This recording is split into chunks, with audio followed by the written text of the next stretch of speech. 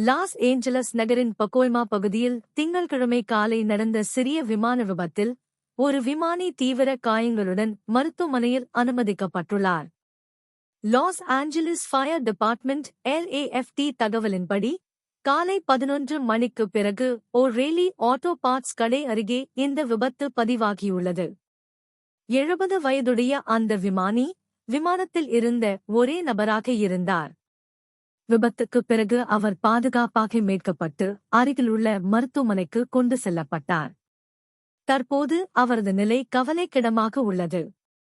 நிகழ்விட புகைப்படங்களில் விமானம் பார்க்கிங் பகுதியில் தலைகீழாக கவிழ்ந்து கிடப்பதும் அதன் முன்பகுதி கடுமையாக சேதமடைந்ததும் காணப்படுகிறது.